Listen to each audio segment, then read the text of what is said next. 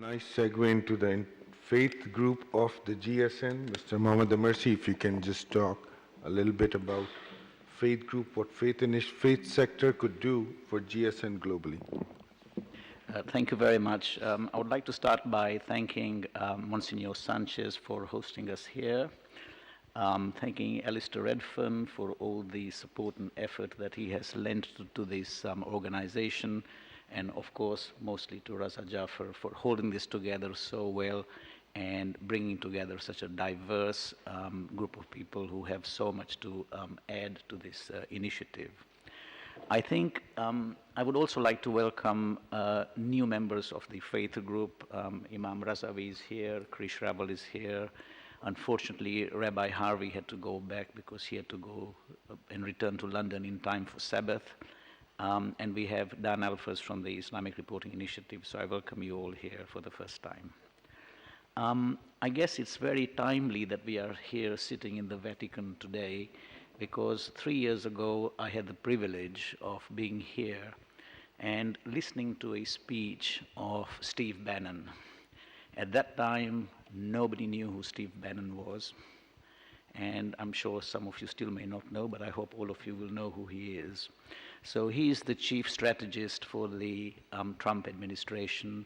He's the person who in the Trump administration, outside of the family, has the single biggest influence on shaping policy. Here at the Vatican, he said that in his view, there are three fundamental tenets that he would like to focus on as far as US policy is concerned.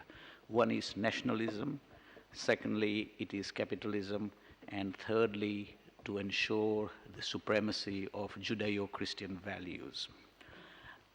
Now, when he made this speech, obviously, he was not as well known. Nobody really asked him very difficult questions.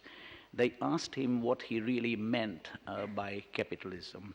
And there, he gave an answer then, which was his views then. I'm not sure they stand for his views today. But at that time, what he said was that capitalism used to be about moderation, about the entrepreneurial American spirit, and respect for one's fellow Christian man. He said that that was the enlightened capitalism that allowed the United States to escape the barbarism of the 20th century. Now, when you reflect on that 3 years on, clearly the United States has become very nationalistic. Clearly, his views on capitalism have changed, so now it's no longer so much inclusive capitalism. It's more about doing away with Frank Dodd's, with Glass-Steagall's, and all the legislation that had been there to protect the minority, protect the day-to-day person on the street. Those do not worry me as much. His point about ensuring the supremacy of the Judeo-Christian values worries me a lot, because that could lead to a clash of cultures and a clash of civilizations, one which would be very detrimental to the world order as a whole. And when you look at that, what we will need to avoid is a situation where I say to people that my God is bigger and more powerful than your government. And this is unfortunately what is happening today in many places. This is what underpins to some extent Islamic fundamentalism, where the view is that my God is bigger than your government. When you look at the last 30 years, clearly we have made a lot of advances in technology, in economic growth. There have been life-changing digital revolution, but the problems are much, much bigger. We have bigger natural disasters.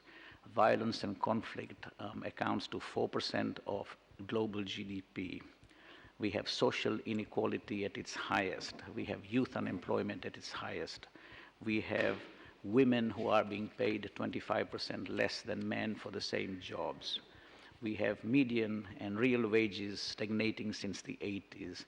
So in essence, what has really happened is that trust in business and the social contract has eroded. And here is where I would like to advocate that faith has a very, very important part to play. Faith has membership of 4.5 billion people in the world. And this whole concept of inclusive development, as Mr. Aziz outlined, is not something new. Last week, I had the privilege of being in Kerala in India.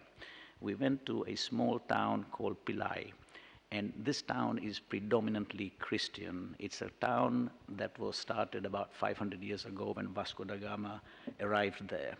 And they showed me a manuscript which was more than 300 years old, and I will repeat from what it said.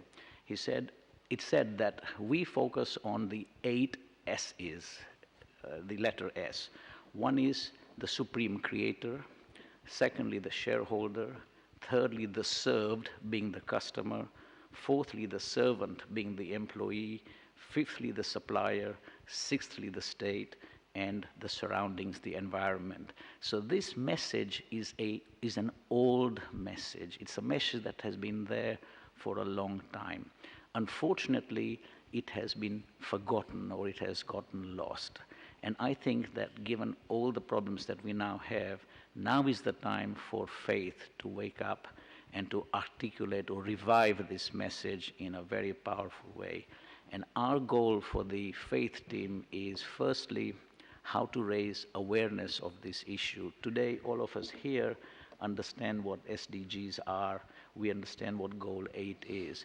But ask your maid, ask your driver, ask the ordinary man on the street, ask the child in the school, do they even know what the SDGs are? They don't. So the first responsibility that faith should assume, and we would like to assume this, is have GSN articulate a simple message that faith leaders then in any faith, in any jurisdiction, in any society can articulate that to their people to make them aware of what SDGs are all about. Secondly, GSN should use the power, the convening power of faith to be able to take on board certain causes, adult slavery, child slavery, modern day slavery being one of them, and see how it can mobilize its people to try and achieve the aims. And success for us is not, as Raza put it yesterday, is the sprint, it's a 100-meter sprint. No, success is a marathon.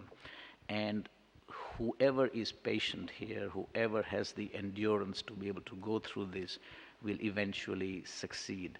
Success is all about, first of all, raising awareness. If I can come and tell you that today in my mosque, maybe 10 people who are aware of the SDGs, a year from now, I can tell you that 2,500 people have been made aware.